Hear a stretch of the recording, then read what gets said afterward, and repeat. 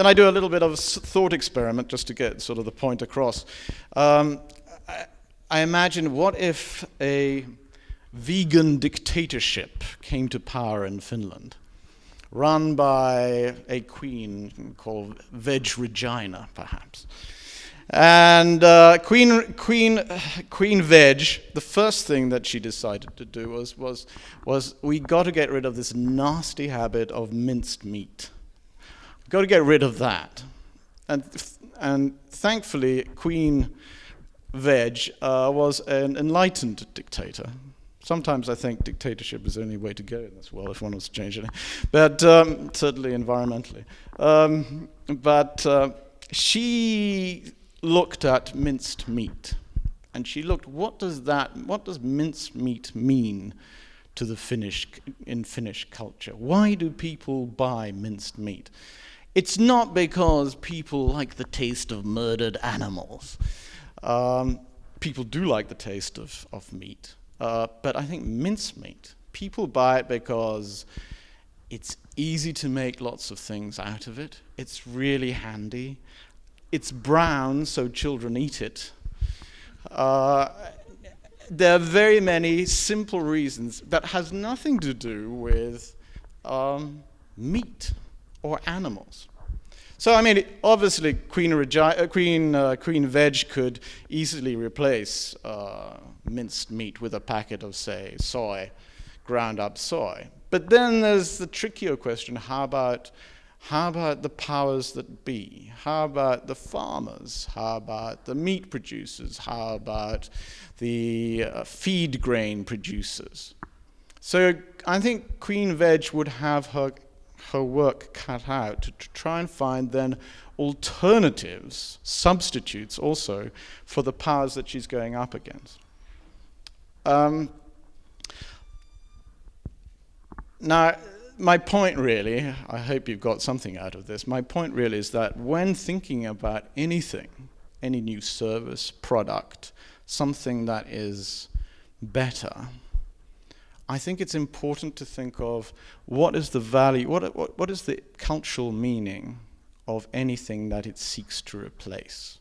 What is it up against? What is also, who has a lot to lose, who has a lot to win from your product?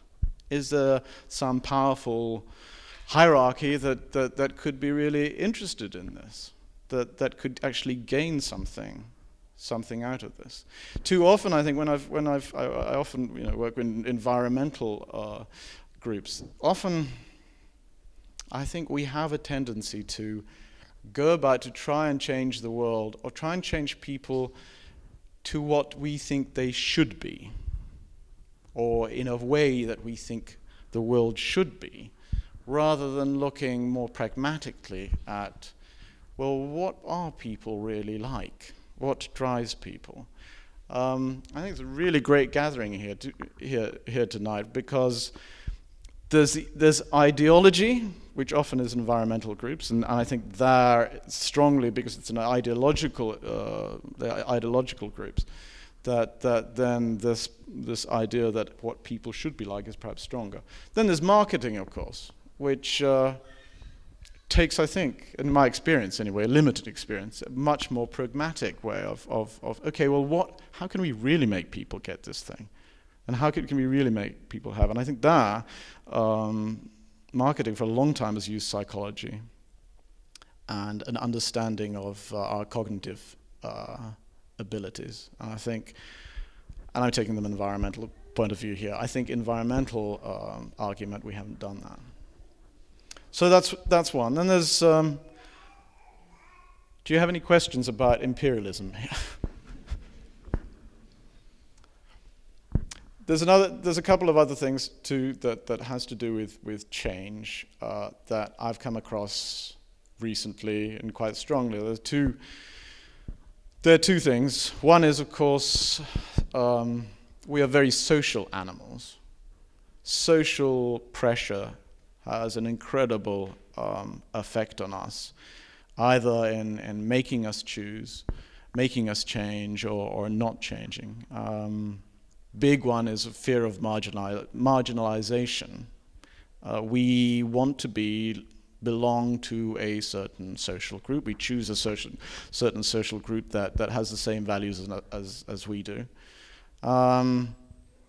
It's very difficult to have different values from the rest of our social group. It's easy to be radical if all your friends are radical. It's really difficult to be conservative if all your friends are radical, and vice versa as well. So fear of marginalization is one thing that I think really stops us from changing, or from humans from changing. Another one, of course, a big one is status quo bias. Economics, we talk about time preference or hyperbolic discount. People very much have a tendency to stick with what they have, with what they know. In economics, the people who know much more about that here tonight, but we'll put more energy in keeping what we have than going and trying to get something new. And again, looking at how people are, I think one can see the evolutionary point in that. With sticking with what you have is you know what you have, but you know also the downsides and the upsides, you know the risks involved. Trying to go and get something new, substituting what you have, like to get something new, you don't know what the risks are, and you don't know whether the gains that you can get are going to be greater than the risks. And I've seen this very often in documentary filmmaking, how astounding sometimes it is how people stick in, say, relationships where they are unhappy, or they stick to jobs where they hate every minute of it, or they live in areas or places where they are profoundly unhappy. And coming from the outside, one thinks, well, you know, why don't they move out, or why don't they do something different? But we prefer to stick with what we know. And so when somebody comes with an alternative, they have to come with some pretty good examples or pretty good reasons why switching, making that huge leap into the unknown, why it's going to pay off, why it's going to be better, what are the sticks, the carrots, everything like that involved. That's my 2 cents for tonight. Okay, thank you.